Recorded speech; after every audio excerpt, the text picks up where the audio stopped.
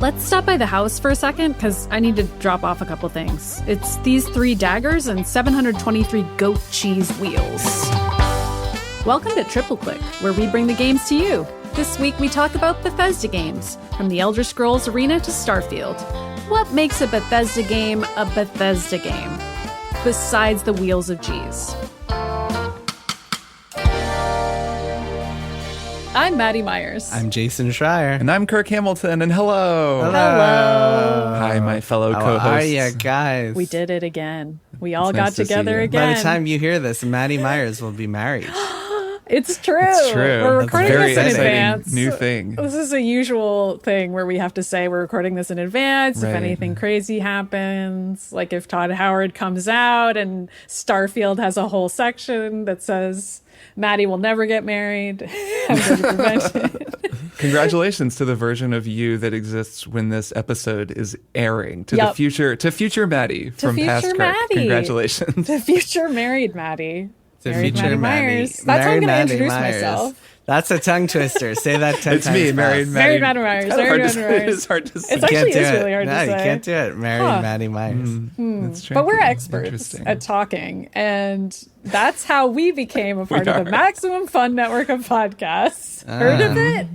Well, you probably have, because it's a cool network of podcasts and we're a part of it. And also, it's how we are a listener-supported show, is because we're part of that network. And you can help support us and the rest of that cool co-op network that is Max Fun by going to MaximumFun.org/join and becoming a member. And if you do that, you get a sweet little gift from us once a month, and a huge backlog of every previous gift we've ever given out once a month, and that is a bonus episode. It's true. So this coming month, the bonus ep is going to be a little late because I'm getting married, and also because Zelda Tears of the Kingdom is a long game, but we are going to do a bonus episode about Tears of the Kingdom, where we spoil the heck out of it. We spill the beans. We do a beans cast. Kirk, remind me what day that's going to come out. First week of September at some point? Yeah, the first week, couple days into September. So just a little later than we usually do. We usually release them at the end of the month. This is August's bonus episode. It'll just be out a couple days into September. So keep an eye on your bonus feed and you'll see when it pops up, and it'll be a lovely surprise for you. Mm-hmm. And regardless, there'll still be 12 bonus eps in the year. So Yes. just ignore the specific days that they came out and don't worry about it. There's 12 bonus eps a year, which is kind of like having one a month. Anyway, MaximumFun.org/join is the URL to go to.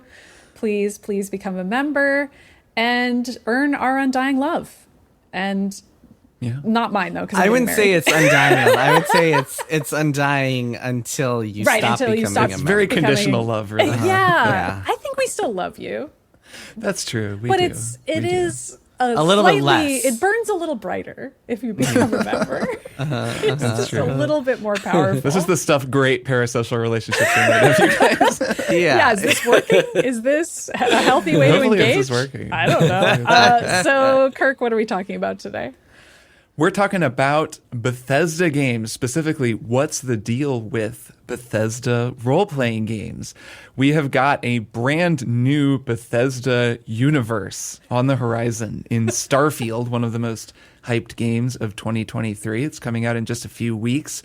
None of us have played it, and I don't know if any of us will play it in advance. But, we haven't played it, but we have played a lot of Bethesda games over the years, and we've watched as the influence of these role-playing games has spread and gone far beyond any one game studio. So we have done episodes about the Fallout series, what's the deal with Fallout, and we did an episode about Skyrim, one of the most successful Bethesda role-playing games. So those two episodes already exist, and none of us remember anything we said on either of them.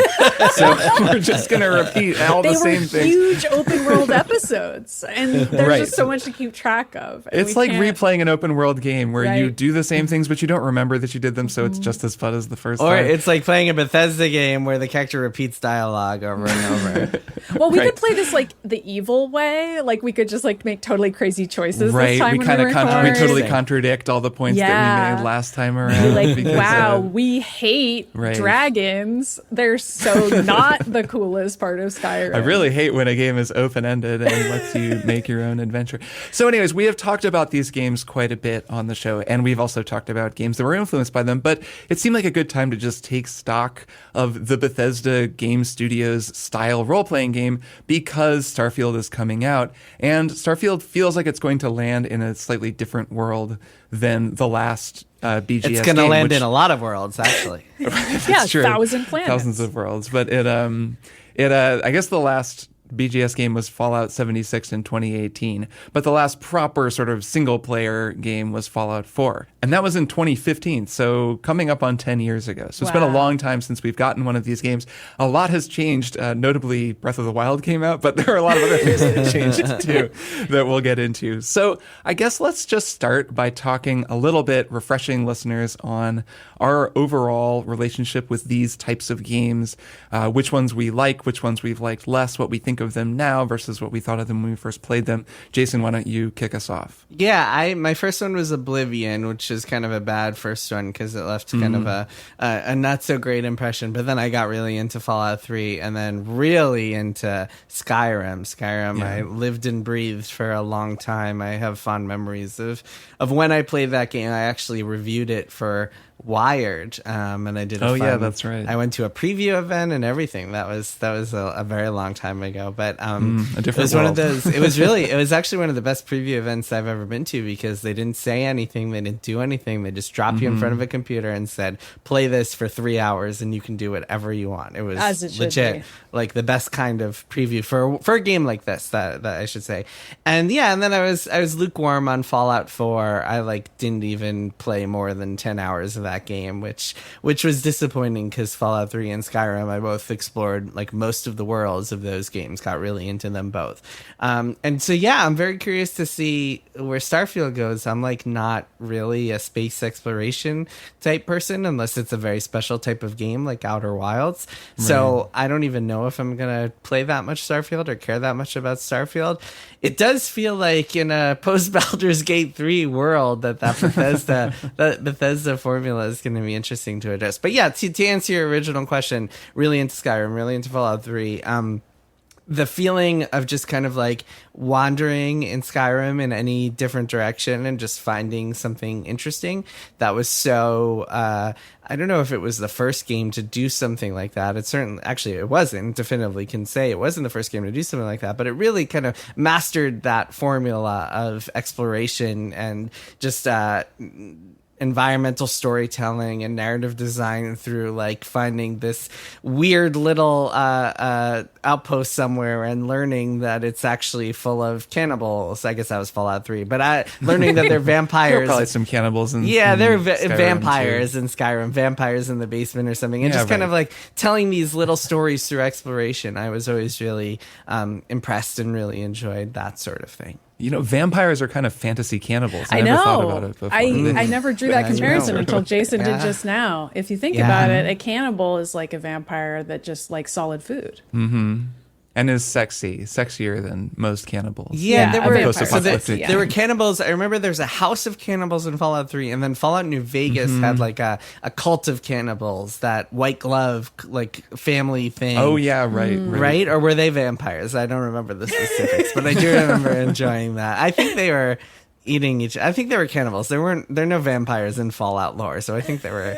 No, there are cannibals. Ghouls and there are cannibals, but I don't think there are the vampires. ghouls are totally different. Yeah, no, Right, they totally were different thing. cannibals. Well, but ghouls live a really long time like vampires. That's true. Ghouls are Should just we mutants. do a video game monster etymology on the show at some point? That'd be right. fun. Say. That'd be fun for an Ghouls. episode. I mean, I do feel like I've been in a lot of goblin camps this past year. We don't need to That's get true. into it, but there have been a lot of goblin camps. I'm That's writing all. down types of video game Kirk's writing this monsters down. in our documents for a future Is Starfield episode. going to have cannibals or vampires? I mean, That's are there the going to be question. camps of enemies that we need to destroy? Because I'm that is sure. a core part of an open world game. in Also, would a 2023. cannibal vampire, would that be a vampire that eats other vampires? Does Ooh, that make you a yeah. cannibal vampire? Cannibal Vampire would be the most hardcore heavy metal band you've ever seen. That's true. You've heard of Cannibal Corpse. Get ready for Cannibal Cannibal Vampire. Exactly, They're even exactly. harder. What is happening? Maddie, what is your relationship with Bethesda Game Studios role-playing games? Well, I'm sure I said this on the Fallout episode, but forget all that. I'm going to say it again, folks. That's what we're doing today. Back in the 2000s, I had a roommate who played Elder Scrolls Oblivion, and that was my first interaction with Elder Scrolls. And I was like, this doesn't look fun to me at all, because the roommate was grinding and just like killing rats over and over. And I was like, man, I had the same exact experience all the way down to the roommate. Where you just fight the same enemies over and over, and you fight a lot of rats, watch a number get bigger very slowly. Like, this seems like the least fun thing I've ever seen, and it's like everything I hate about fantasy role-playing games. But then said roommate started playing the Fallout games, and I had a much better time watching those along. I guess Fallout 3 would have been the next one, according to this timeline that Kirk made. And I remember weighing in on choices and character creation and all of that, and being like, all right, this is pretty cool. And then I was working for the Phoenix by this point, and I reviewed Skyrim for the Phoenix. Thought it was great. Was very overwhelmed by open world games at that time, though. I don't think open world games really clicked for me emotionally until Breath of the Wild. I mean, I played them, but I was always like, there's so much to do. I don't know. These aren't my favorite kind of games. I'm not sure if this is for me. And Skyrim was something that I thought was really impressive and beautiful, but maybe just not for me. And then circling back to it again on this show in my post Breath of the Wild brain, I actually enjoyed it way more, which I'm sure I said on our Skyrim episode in some form or other. And now heading into Starfield, I'm like, not sure how to feel, because I like Jason. I'm not necessarily looking at Starfield and being intrigued by the story per se. It's not to say I don't like space games. I do. I'm a Metroid fan after all. That's not what's pushing me away. It's more just that I've played so many different RPGs this year. And so I'm wondering how Starfield is going to stand out. But I also feel like overall I've had kind of a slow falling in love with Bethesda games and understanding them and seeing what makes them so special between Skyrim and the later Fallout games. So I'm cautiously optimistic, but not sure what to expect, since it's the first in a new IP. So. Yeah, they have very excitedly told us many times. Yeah. Yeah, so my history with these games actually goes all the way back to the very first Elder Scrolls game. I played the Elder Scrolls Arena, not in 1994 when it came out, because I don't think I had a PC that could play games then.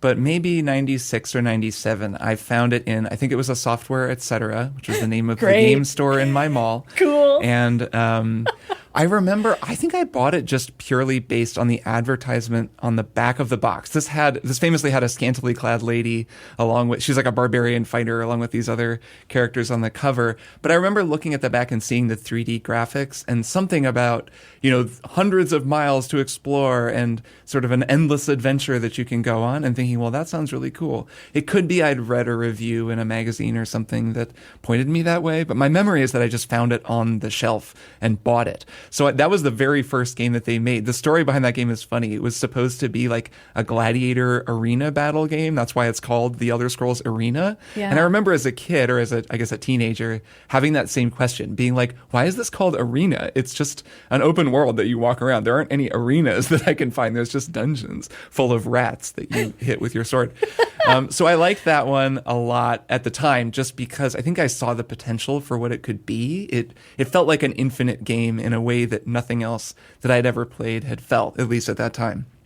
So then, fast forward a few years, I skipped The Elder Scrolls 2 Daggerfall, which I think was even bigger. Like, they were procedurally generating huge maps. They were just the same thing over and over and over. And you can just walk for like hours and hours in any direction and never really see anything unique or interesting. It just goes on forever. It looks kind of just copy-pasted. So Daggerfall, I think, was particularly that way, and I never played it. So then I think in college, I played The Elder Scrolls 3, Morrowind, which is one that it's a game that holds a special place in the heart, I think, of a lot of people who like these games, because it was so unusual and kind of specific. It takes place in Morrowind, which is one of the districts in The Elder Scrolls. There's like this continent called Tamriel. I think I'm going to remember this all right. Yeah. And then each sort of there are these different districts, and each district is sort of where one group of people lives. The High Elves live here. The Wood Elves live here. The Nords of Skyrim live in Skyrim. The Red Guards live over in like Hammerfell, I think it's called. And then Morrowind is where basically the Drow, the Dark Elves, live on this continent. And it's a really unusual place. It's like very swampy. There's really weird plants everywhere. Everything looks really cool. And I remember playing it and thinking, this just feels like this alien environment. It's almost like being on another planet. And that was the thing that made the game so exciting. Turns out you were playing Starfield all along. Yeah. What if you're on 1,000 other planets? Is that what you were maybe thinking? One of the planets in Starfield is just Drow Morrowind. I'm sure it is. That would be amazing. Or the Dunmer, actually. I guess maybe they're called the Dunmer in this universe. The Elder Scrolls is funny because I think they kind of made it up as they went. Yep. I don't even think they really knew what the Elder Scrolls were when they first created these. And it's There's very some much old just scrolls. Tolkien. Don't worry about It's like it. Tolkien fantasy. There's Wood Elves and High Elves, and there's Dark Elves, and there's Trolls, and there's orcs and whatever. Like, it's all the same stuff from Tolkien. Yep. It's just like in this different universe where there's occasionally interesting ideas. Like there's cat people. Well, this was also, there was this giant like propagation of like Might and Magic, and Ultima was really the series that started all of this stuff. But like there were a lot of these kind of first person style either dungeon and crawlers or RPGs, and they all kind of look the same. Like they have the big character cards at the bottom of the screen with the faces on them, and then on the right side of the screen you have all the actions you could do, like a sword and like a guy walking for moving, and like all that sort of thing was a very big trope in the 90s with computer RPGs.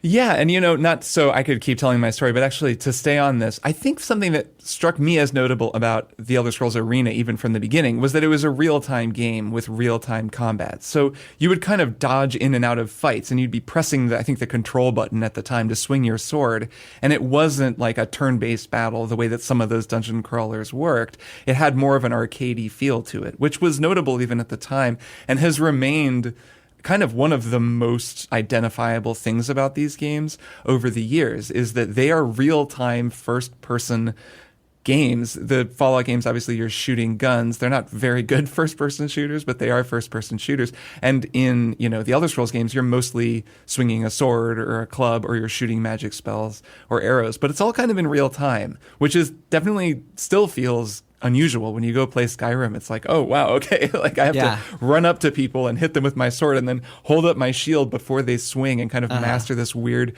first person melee combat. Mm-hmm. Always the weakest parts of these games, I would say, is the combat, especially in Skyrim, where you're just fighting endless Draugr, which are the skeleton dudes. Mm-hmm. Yeah, it doesn't feel as good as picking up herbs and plants. That's the best part. That's true. Yeah, or looking for vampires. Right. No, it's one place where the VR version of Skyrim, which I've played a little bit of, is actually pretty cool, because it really is VR first-person melee combat. And melee combat works pretty well in VR because you're holding the two little controllers, that's your shield and your sword, and then you're swinging the sword around, and it actually moves one-to-one with your hand. So as long as the game is fairly well designed in terms of collision detection, you actually sort of feel like you're holding your shield up to block the attacks, and then you're hitting the guy. Like, that actually tends to feel a little better to me than you pressing the triggers on my controller. It's just kind of exhausting because you do it for half an hour and then you're like, oh my god, like I can't just keep swinging a sword. I'm not in good enough shape for Wow. Imagine if you were actually carrying a real sword and shield. I know. Yeah, I know. I'm sure there are people, right, who attach a sword, like a shield and the sword, to their VR controllers and then get really, really buff playing these games. So anyways, I really liked Morrowind, and then took 5 or 6 years off from gaming, and when I came back to it, I got an Xbox 360. The two games that I bought were Grand Theft Auto San Andreas and The Elder Scrolls Oblivion. Wow. So, so you had a lot of time on your hands? I was going for a bang for my buck. I wanted the longest, biggest games possible. And also, I'd never played a GTA game, and I really wanted to. And I remembered loving Morrowind, so I was like, all right, I'm going to get Oblivion. And I remember having a similar feeling about Oblivion. I played a lot of it. I might have finished it, but it wasn't time well spent. I remember thinking, this is so repetitive, and just there were these portals in Oblivion that open and you run through them and you have to like fight a boss or like steal a gem or something and then go back through them, because the premise of Oblivion is you're in Cyrodiil, which is the most boring district in the whole of Tamriel because it's the capital district. So it's kind of just like boring medieval England looking like green hills. It's not like Morrowind was cool and weird. Skyrim is cool because it's like the Arctic North and there's mountains and dragons and stuff. Cyrodiil is just kind of some fields. Like, it's really not very interesting looking. And then the plot is like, there's a bunch of portals to Oblivion, which is the kind of hell dimension, are just opening up randomly. Hellmouths are opening everywhere. They're basically hellmouths, yeah. And you have to run into them, and then it's always the same thing. Like, they're very copy-pasted, and there's a billion of them. You could just play it forever. And I remember just kind of mindlessly playing it and being like, okay, this is really getting old after a while. So I didn't love that game, but I did play quite a bit of it. And then I, enjoyed Fallout 3. Didn't think too much about it at the time. Like, I've since come to have a better appreciation for all the narrative problems that game had, especially at launch. It really is a pretty sloppily told story, but it had its moments when you go into the black and white Pleasantville simulation. And that ruled. You have to, what are the narrative problems? I enjoyed the story in that game. Liam Neeson kicked ass. Well, you're really just following it's that you're really just following your dad the whole time, and you're not really able to impact the narrative in any way. Like, you're just kind of wandering around following a guy who's off on his own adventure. That's just the main story. The main stories in these games. I mean, I guess this leads to actually an interesting Bethesda trope, which is that the main stories are never particularly interesting. Even Skyrim, which I think a lot of people would consider the peak Bethesda game, a lot of the people think it's their best game yet. The main story of that is like the driest, most boring thing. Like, you're a superhero and you kill a big dragon. It's the side stories and the exploration and the adventures you have along the way that matter. So that's why I enjoyed Fallout 3, because like not a lot of games give you put you in front of a town with a nuclear bomb in the middle and give you the option to detonate it if you so choose. I feel like that's still one of the most memorable quests ever. Like, it's still like often people's go-to example, jokingly or not, of like a choice that matters in a video game. Like, did you blow up the town or not? Yeah, to the point where some of my criticisms of Fallout 3 and Fallout 4 are based on H-Bomber Guy's videos. He's made these incredible videos critiquing both of those games that are more thorough and well thought out than anything I could come up with right now. But I will link them in the show notes. If you want to watch like some very smart, good criticisms of those two games, and actually he also did a video about Fallout New Vegas and how great that game is. Notably the one of these types of games that was not made by Bethesda Game Studios. Those are all really fun to watch. He points out, he talks some about that choice, that what's the town called? Megaton. Yes, Megaton, of course. The Megaton choice, and how that is yes, that is a really impactful decision, but it's almost comical in how totally overwrought the decision is. It's the first thing that you do, and you can either blow up all these innocent people or you can choose not to. And of course, like most people are going to choose not to. The blowing up just exists to prove that the choice is possible. Sure. And then there are things like in the end of that game, you have to go into an irradiated room to save the water supply. And it was a binary choice. Like, either you could sacrifice yourself nobly or you could make the Brotherhood of Steel lady do it. And then that was seen as a bad thing no matter your reasoning. Even though one of your companions is a super mutant, theoretically, you could say to him, you're resistant to radiation. Couldn't you just go into the room and press the button for me? But he won't. He won't do it. You have to do it. And then eventually they changed the ending and made it so you didn't have to die. But there are a lot of things like that where the promise, the open-ended promise of the world and of the way that the game seems to work, are completely thrown out the window, especially narratively. And I think that for a long time now, that's been the biggest problem that Bethesda Game Studios games tend to run into, is there's this amazing promise to the open world, but then the story, and specifically the mainline story, totally fails to live up to those open-ended promises, that the way that you feel when you first look at the open world. I guess I don't I'm trying to remember if I felt that disappointed about Fallout 3. I don't know that I ever did, but I agree, looking back on it, especially in a Baldur's Gate 3 universe that we're all living in now, where we're like, oh my god, there's so many choices, you can completely ruin your game. And that was a big topic of conversation for us on that most recent Baldur's Gate episode. And I've been thinking about it a lot since then as I keep playing and Googling what I should and shouldn't do. I don't think I ever had that experience in a Bethesda game, but I don't know if that's a bad thing. I don't know if I agree that promise had to be lived up to, if that makes sense. I agree with you that the stories aren't strong, But I'm okay with it if there's just one thing to do. Does that make sense? Like it's okay if there isn't a whole lot of variety there. It does. I guess Baldur's Gate does put it into relief because Baldur's Gate is so good at telling you yes. Obviously, It doesn't make anything possible, but it is very good at rewarding you for thinking creatively. For example, in that game, if you had a character that was resistant to radiation, if that was a thing in Baldur's Gate, be able to send you them absolutely could send them into the room and they would be resistant and they'd be able to do the thing and they would have accounted for that and written an outcome. There'd probably even be some lines of dialogue about it. Yep. So I think I understand feeling disappointed every time a Bethesda game railroads you into something, which they do kind of a lot, especially those older ones, in the mainline narrative, because they just need you to get to a certain outcome at certain fulcrum points in the story.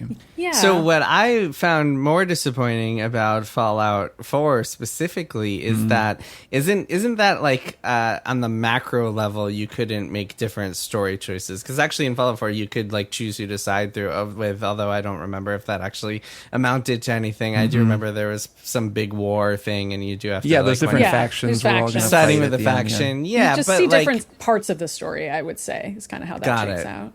What was more disappointing for me was on a micro level, and Baldur's Gate 3 really puts that in perspective, because in Baldur's Gate 3, there's so many fights where you can talk your way out of them, or you can find some way to sneak around, or you get some object that will end a fight for you, whereas in Fallout 4, everything just leads to a fight, and there's no way out of it, and the dialogue options have been so simplified because they added a voice to your main character, and so they were limited in the number of dialogue options they could choose, and also you don't actually get to choose your dialogue options, just kind of like the tone behind them in Mass Effect style.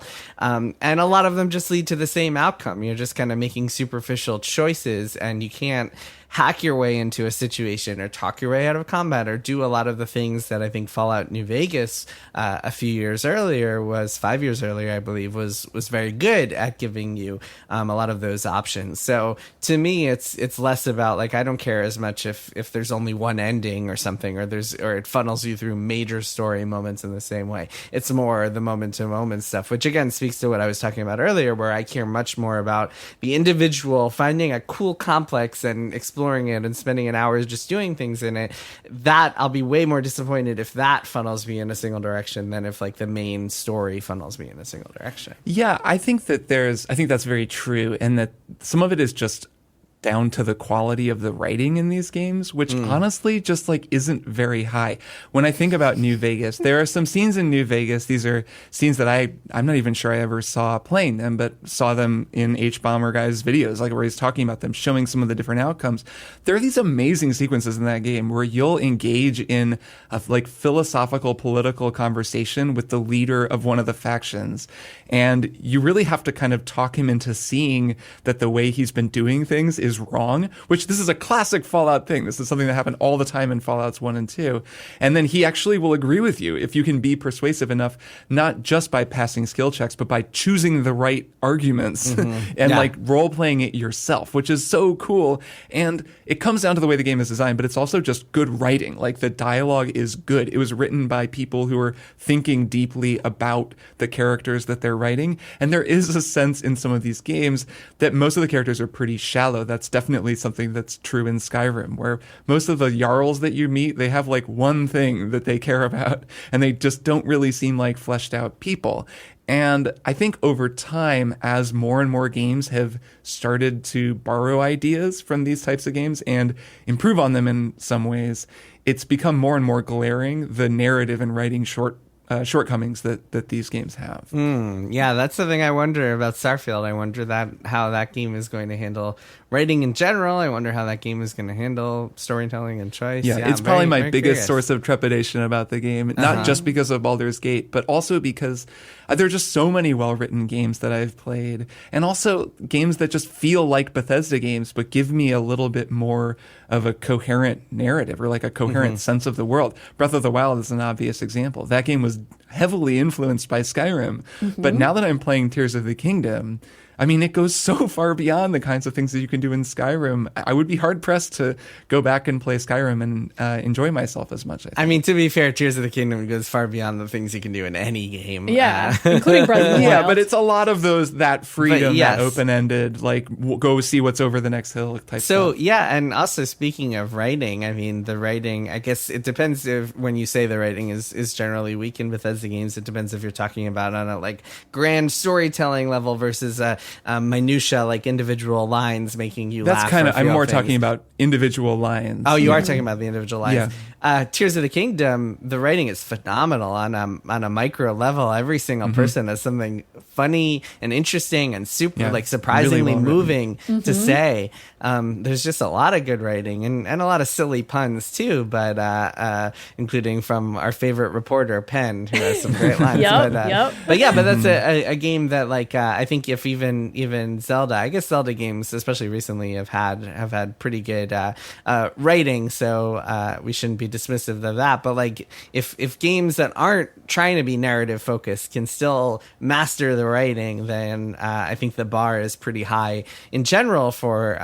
the level of writing you want to see from some of these games. Yeah. So I wanted to circle back to something you said, Kirk, which was it feels like a Bethesda game. And I just wanted to challenge you to explain what you mean when you say something feels like a Bethesda game. That's a great question. For starters, it has bad writing. Oh, God. No, I think that the world of a Bethesda game is a pretty distinct video game environment, and it does feel a certain way. So when I say that, I mean there is you're presented with a pretty open space to move through. The space itself gives you at least one or two things in your field of vision that you can go to and explore. That's been true of these games for a long time. You see that mountain, you can climb it, etc. Or really, like, if you think of a Fallout game, if you're playing Fallout 3, if you look around, you can always just kind of see some weird-looking building over there, and you just are like, that's something for sure. And you kind of are trained by these games to know, if I head in that direction, I'm going to find a side quest, I'm going to find something. Occasionally, you're going to stumble into a story mission that you weren't supposed to go to yet, but usually it's some kind of side thing. So that's part of it. A big thing for me is that Bethesda games don't have a mini map, and I know that Zelda typically does, though you can turn it off. I'm kind of back and forth between having an off and on, by the way, in Tears of the Kingdom. We'll probably talk about that in the Beans cast. It's pretty minimal in Tears of the Kingdom. True. It is. It's pretty minimal. It's definitely not as intrusive as in some other games. But when I play, say, The Witcher 3, I like to mod that game so that I have a compass, which is what they typically have in a Bethesda game. At the top of your screen, there's a compass, like in Horizon Zero Dawn also has this. Modern Ubisoft games, like the most recent Ubisoft games do as well. I'm a big fan of that compared to a mini-map. I'm sure a lot of listeners know that I don't like mini-maps. I used to write about it at Kotaku. But I think that they just distract your eye to the corner of the screen. Bethesda games, for a long time, to their credit, instead just have this compass that can be kind of confusing, but I like that because it doesn't give you too much information. So your eyes are not as distracted. So that's the feel of a Bethesda game, is you're kind of looking around at the horizon, you're looking for things to do, and then you're just going that way. And then as you walk that way, you find some other stuff that you might do. So that's one part of it. And another part that I'll just mention is there's an element of simulation. Like in Bethesda games, there is objects have material properties. Wood can maybe catch fire or it'll float. Like water moves a certain way. You can blow something up or carry a certain amount of weight, or, there's like a simulated quality to the world and also to the social simulation of the towns and all the people. So you can make guards mad, or you can pickpocket people and take things out of their pockets that they needed and then, sell them back to them or whatever. There's kind of this simulated sandbox quality to the world that lets you manipulate it. So that's, I think, another big part. And there are always, extrapolating from that, there are always superfluous objects that you can just pick up and throw around and just have no value, have no purpose other than just being there. And I think that's something, Baldur's Gate 3 has a lot of that too. I think that's something that goes all the way back to Ultima Underworld, which many people consider one of the first immersive Sims. Right, I don't remember, original. It might have been in previous Ultima games too, but that one really strikes me. That really comes to mind as a game that just is full of objects you can interact with that only exist to make the world feel more lived in and real. And that I always found to be really an interesting property of these games, as opposed to there's some open world games where deliberately everything. I mean, Horizon is a good example where everything you find in it has a purpose in some way. You're not going to find just like random garbage that you can't do anything with that just exists to be there. Yeah. Yeah, that's a huge drawback of the Horizon games. You should be able to collect sandwiches. Yeah, more ashtrays, more broken teddy bears. Also, you should be able to mod 10,000 wheels of cheese into a house so that you open the door and the cheese all explodes out of the doors. I think modding is another really important part of Bethesda Game Studios games that still really makes their games stand apart. I mean, a huge part of Skyrim's longevity was the fact that there was this really vibrant modding scene. And I mean, I was at Kotaku during the heyday of Skyrim. I was there when it launched in 2011, or I guess, no, right when it launched. End of 2011. Right when I started. Yeah. And then 11 all the way through its reign as the kind of most popular and successful role-playing game ever. And a lot of that was because mods. People would make these amazing mods. They would make mods that made it look beautiful. So, whatever, these sort of shader mods or mods that would change the lighting, realistic water. They would make mods that would kind of change the way the simulation worked so that you would get hungry and have to, take care of your survival needs and turn it more into a survival game. People made whole new missions where they would add new voice acting and characters, new companions that would follow you around. There are people who are trying to build versions of Morrowind in the Skyrim engine. That one's called Skywind. I'm sure there will be people who try to build Morrowind in whatever, the Starfield engine. Like, people are always trying to build Morrowind in every single game that Bethesda releases. So that's a big part of the longevity of these games. And I think they've been pretty smart over the years about always allowing modders to have a lot of room to work. And I guess Fallout 76 being an always online multiplayer game is the exception to that, and kind of the exception in a lot of ways, in a lot of unfortunate ways, I think. And is the game that most people would cite as something that doesn't feel like a Bethesda game, and yet is also the most recent significant Bethesda game before Starfield, and is why I think Starfield is coming out in such a weird spot for Bethesda games. I mean, I guess maybe that's why we're having this conversation, is because it kind of felt for a bit like Bethesda lost their way, did a little bit of wacky stuff, made an MMO that just didn't properly emulate the things about a Bethesda world that feel good, because other people role playing can't quite mimic the weird NPC interactions and sense of discovery and exploration that can happen in a more designed world. But that's part of why I'm like, I don't know what Starfield's going to be. I don't know if it's going to feel like a Bethesda game at all. It's an interesting question, what Starfield is going to be like. This is kind of a fun time to talk about it, since none of us have played it. And that's about to change. Like, it's going to come out soon. The world will have played it. Yeah, I think the embargo might lift like right around when this episode comes out. So we'll read reviews right around when this episode comes out. We'll be reading reviews, and I'll be very curious because, I don't know what it even means for a game to be a Bethesda Game Studios game now. So Todd Howard, who was game director on Morrowind, I think his first gig as project lead for them was for Redguard, which is a kind of ill-fated spin-off of Daggerfall in the 90s. But he was the lead on Morrowind, and he has been like the prime creative force at Bethesda Game Studios for this whole time, for like 20 years.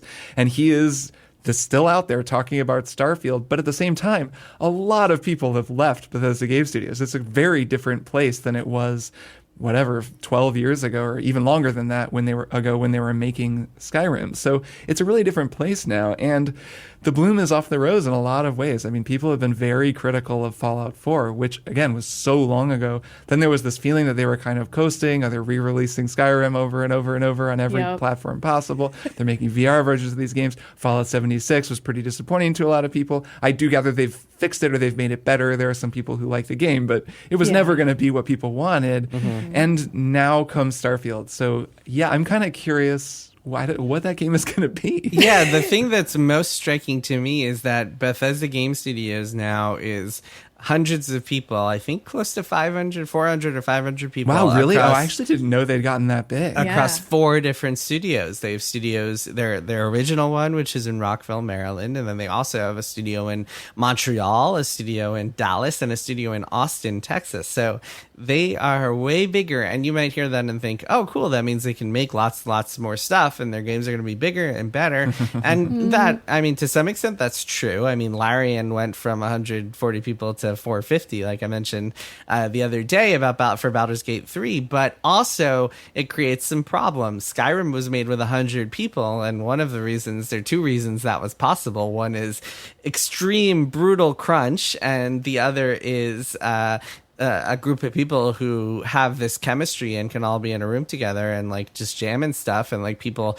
being empowered to go and do their own things and create their own things. And when you add hundreds of people to the equation, you also have to put in layers of middle management, and it can change the way you get in office politics. It really changes the way a game studio works, in both positive and negative ways. So I think Starfield will be really the first kind of example of this new age Bethesda, this way bigger Bethesda game studios, this way different Bethesda game studios. One thing I have heard, and I've been hearing this since, this is not from like reviewers or anything, it's something I heard from game devs, is that this will be the least buggy game Bethesda has made. And we didn't mention bugs at all, but that's another characteristic of Bethesda. It's true. Bethesda games. But that is something that I've heard pretty definitively from people who worked on this thing, that they are really proud of it being the least buggy game Bethesda has made.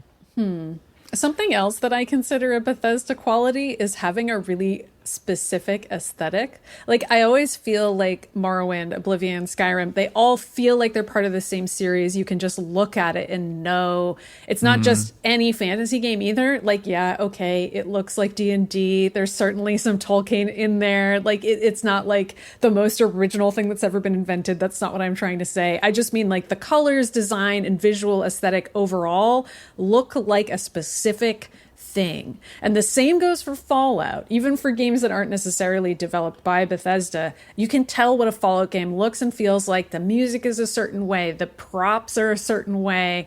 It just looks like a Fallout game. And I think that's a really good thing, not just from a branding and licensing perspective, but just from a narrative perspective, even though we've been kind of hard on the writing. Like, part of being into a specific series of books or movies or anything else is being like, I like spending time in this world. I like this specific designed world. And not to just constantly harp on Starfield, but once again, I don't totally get what that aesthetic is. Yeah, another game worth mentioning related to Starfield is No Man's Sky, because I think that No Man's Sky has a pretty similar aesthetic and is a similar kind of game. And I've played a lot of No Man's Sky. It's been fascinating watching No Man's Sky become what it is, a game that's still being expanded upon all these years later. But No Man's Sky exists, and a lot of people have played it. And there is now that question of, well, what is Starfield going to do that No Man's Sky doesn't? Where I wasn't asking that question about Skyrim. There was no other game that was doing what Skyrim is doing. I wasn't asking that question about Fallout 3 either. Yeah. But Starfield, it doesn't even look that different. I don't know. I hope I'm proven wrong. I'm curious to see what it's like. I don't know how much I'm going to play, but we'll definitely talk about it. We'll all play it and talk about it, I'm sure. I'll take a little Baldur's Gate break. A little Baldur's Gate break to play some Starfield. Yes, we will, I'm sure, be back to talk about Starfield once it's out and we've had a chance to play it. In the meantime, how about we take a break and then come back for one more thing? The Greatest Generation, Maximum Fun's irreverent, potty-mouthed Star Trek podcast is a big deal. How big? It's the only Star Trek podcast big enough to have our very own live show tour. And we're inviting all Star Trek fan Max Funsters everywhere. We're calling it the Share Your Embarrassment Tour. And this year we're going to celebrate and roast Star Trek V, The Final Frontier. We're going to go to a bunch of cities. And GreatestGenTour.com has all the info. That's GreatestGenTour.com for dates and ticketing info for the Share Your Embarrassment Tour. Share your embarrassment and grow stronger from the sharing. Hi, I'm Travis McElroy. And I'm Teresa McElroy. And we're the host of Schmanners. We don't believe that etiquette should be used to judge other people. No, on Schmanners, we see etiquette as a way to navigate social situations with confidence. So if that sounds like something you're into, join us every Friday on Maximum Fun or wherever you get your podcasts. And we're back for one more thing. Maddy, how about you kick us off? What's your one more thing? My one more thing is a book I'm reading. I'm not done yet because it's pretty long. It's called Imbeciles, and it's by Adam Cohen. Here's the full title. It's a real long title. You guys ready nice. for it? I love a long title book. You can tell this is an academic book. You guys are going to be impressed. All right. Imbeciles, the Supreme Court, American Eugenics, and the Sterilization of Carrie Buck.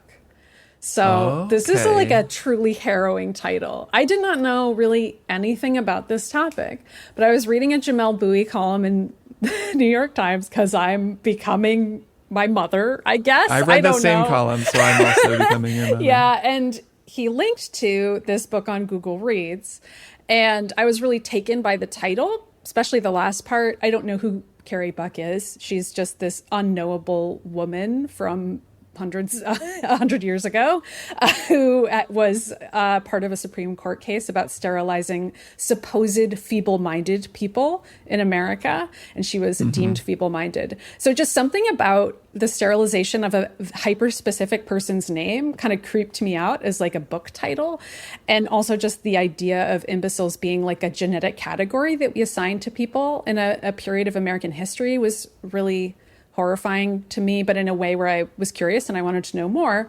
So I bothered to click on the Google Books link and I started reading the book, and I was immediately hooked by the first chapter. It's very well laid out by the author, Adam Cohen. A lot of the rest of the book is less punchy than that first chapter and a lot more academic and just a real straight up history book about every single person in this time period who contributed to American eugenics, like actual pre-World War II eugenics arguments that the Nazis cited and that Hitler cited in his own writings in terms of arguing in favor of eugenics in Nazi Germany. And I think that's a part of American history that we basically never talk about. And Adam Cohen lays that out really well in that opening chapter. I would say if folks just want to read the opening on Google Reads, I recommend that. I'm really enjoying the whole book. I like history books, but it's definitely dense.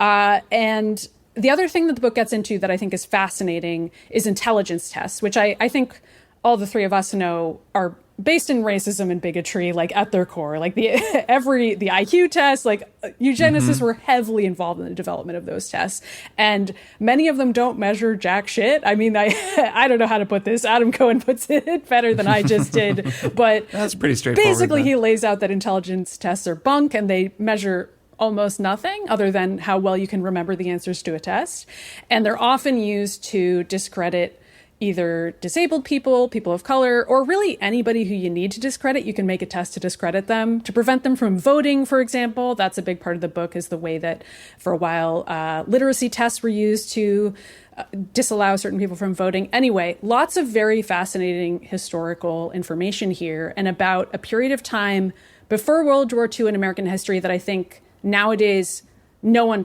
thinks about at all, because no one in America these days even imagines that eugenics would have been a part of laws in our land. I at least I never hear about it. So yeah, it's a fascinating book. It's called Imbeciles, and it's by Adam Cohen, and I recommend it. Yeah, I've heard of this book. It sounds very interesting. Always fun to realize that America has even more sins than we even know about and think about. Oh yeah, so many It's more. wild how much stuff we just act like it never happened at all. We're just like, that's fine. I have gotten a sense that this era is getting a little bit more attention, but it might just be because I read the same Jamel Bowie column, and he's always talking about interesting historical stuff like that. Yeah, I mean, Jamel Bowie's out here talking about things that nobody else talks about. I mean, the other horrifying thing is that this particular Supreme Court decision hasn't been overturned, and Adam Cohen really has, like, this is his hill that he's fighting on, you know, where he's like, it's crazy that this is the case. And you read the book and you're like, yeah, it is crazy. What the heck? Well, it's good if you're going to choose a hill to die on. Yeah, pick one why that not? nobody else is fighting on, right? That's cool. That sounds like an interesting book. Jason, what is your one more thing? My one more thing is a new video game that just came out this week. I've been playing an early copy provided by the publisher called Sea of Stars. And this is a game by Sabotage Studios, best known, only known for their previous release, The Messenger, which you guys might remember came out a few years ago. Yep. Is that kind of Ninja Gaiden style platformer that then turned into a Metroidvania. Super cool game. This game is totally different. It's a JRPG. inspired very heavily by Chrono Trigger and also Mario RPG / Paper Mario. And so the way it works is it's this turn-based RPG, and you are this group of adventurers, and you go explore this kind of really wild, interesting universe, and well, not universe, I guess planet with like a bunch of islands and stuff. And it's really interesting and got cool music and other great JRPG stuff. It's got turn-based combat that has kind of rhythm timing moves straight out of Paper Mario, where you can do extra damage by pressing the button at the right time, which keeps you engaged in the combat. But other than that, it feels very Chrono Trigger. Like the battles unfold in the same way as Chrono Trigger, where the enemies are on screen, and when you run into them, they jump into position, and then all your guys are fighting on the same battlefield. And it's really cool. There's a lot to like about it. The animations are really cool. The story is kind of interesting. The combat is fun.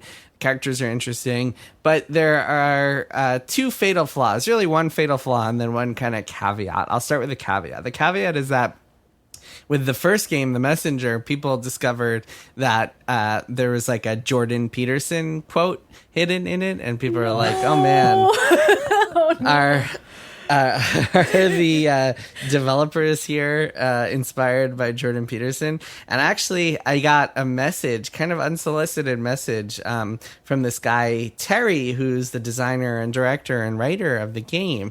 And he sent me a message in 2021. I had actually met him at an event, like previewing The Messenger, so I knew him. And he sent me an email, a note saying, hey, I just wanted to reach out regarding these Peterson comments that are inevitable. I hadn't said anything about it. It was just kind of like a preemptive thing.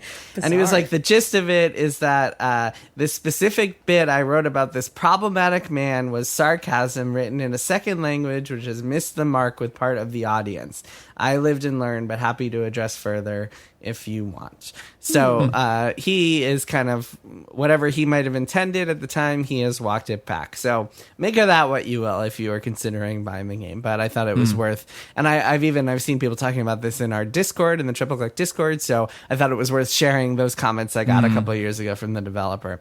Sure. But that leads to the actual fatal flaw of this game, which is that it's very clearly written by someone who English is his second language. And I don't think there's obviously there's nothing wrong with making a game in English if English is your second language, but as an English reader, it can be a little tough to get through when the English is not really there and the writing is not really there. And as you read it, it feels very clunky. The dialogue is there are a lot of comma splices. Pretty much every sentence has a comma splice, which always has been a bugbear for me. Yes. And it's tough to get Jason's through. Pet peeve. It is, because they're used a lot in games writing too. I always hated them, and headlines especially.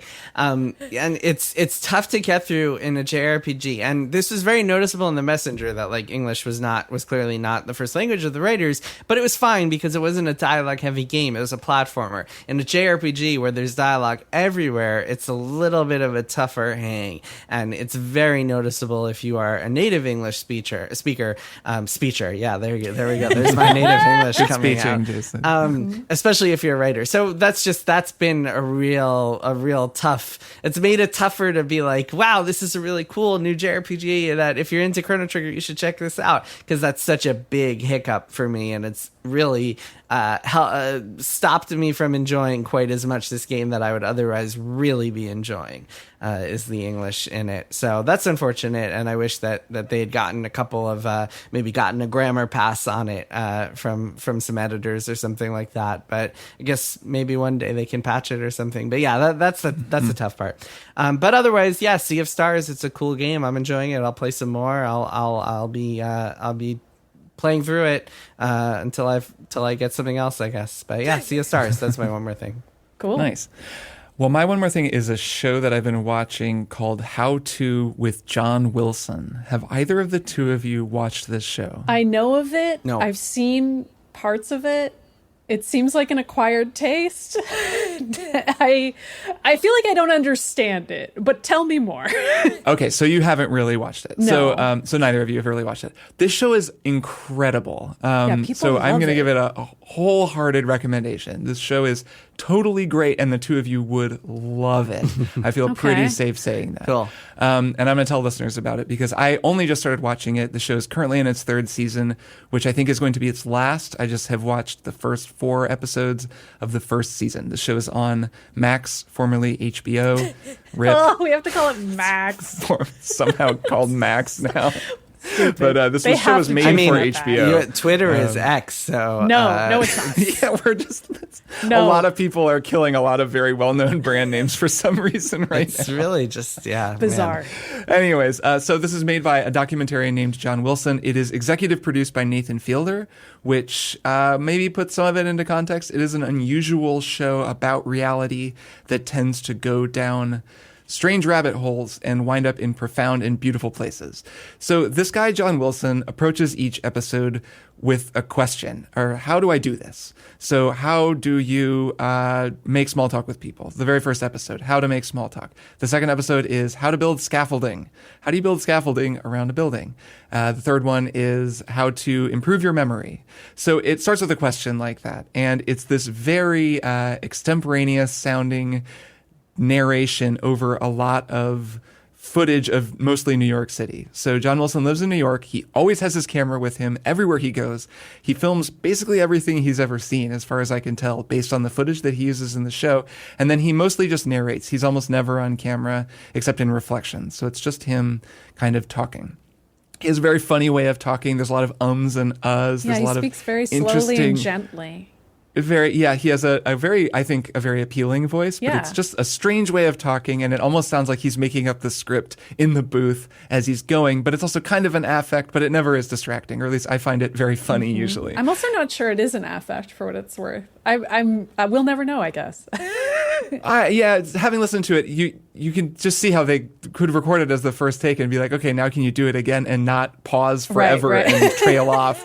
Like but they go with it. Like they Yes. want that energy. Yes. I suppose an affect isn't the way to describe it, but like it is on purpose. I It know is what you mean, Part though. of the show's energy is that this guy is kind of faking it, kind of talking off the top of his head, even while the show itself is this immaculately put together presentation.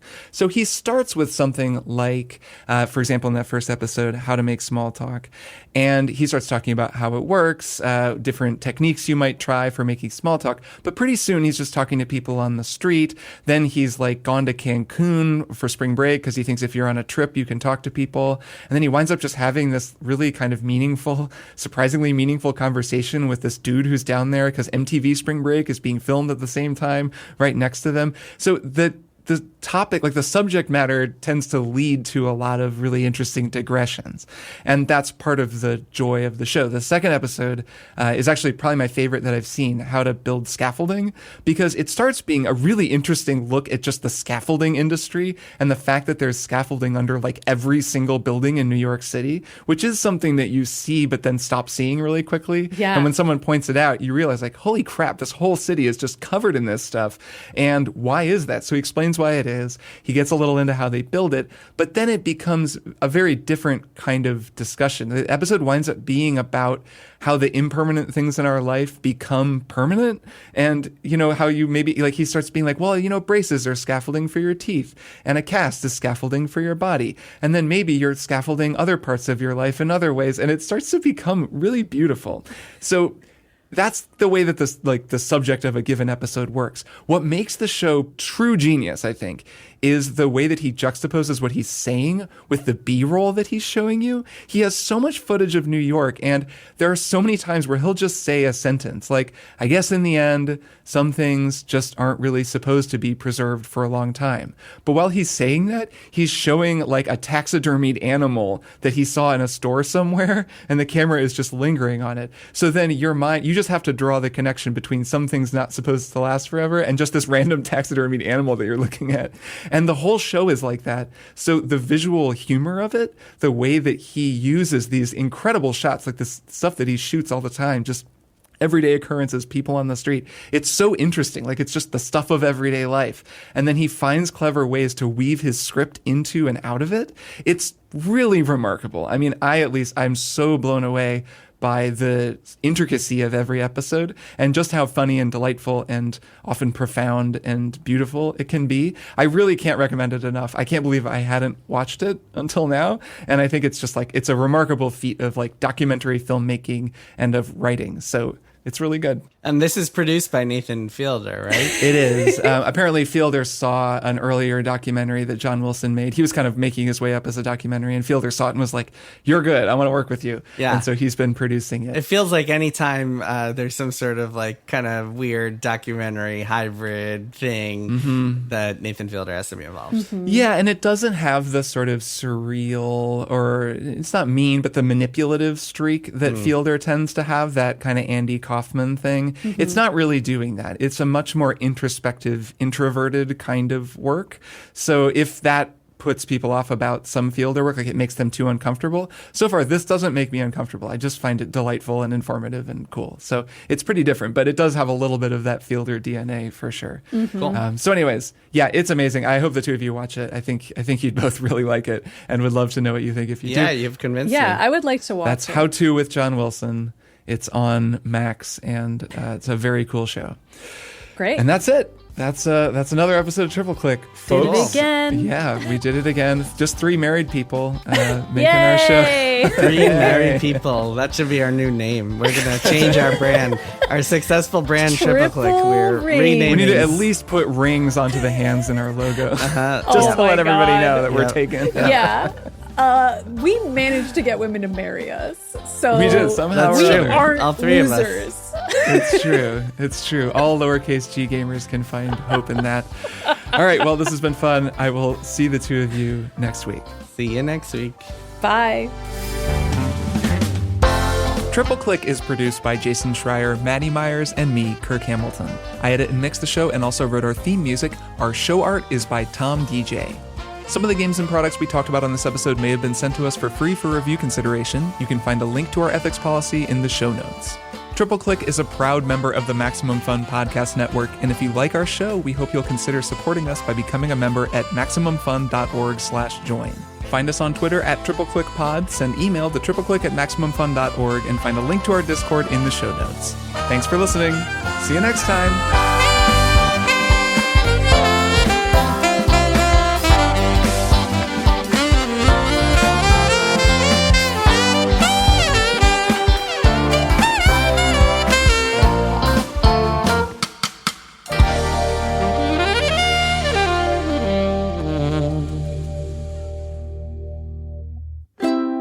Maximum Fun, a worker-owned network of artist-owned shows. Supported directly by you.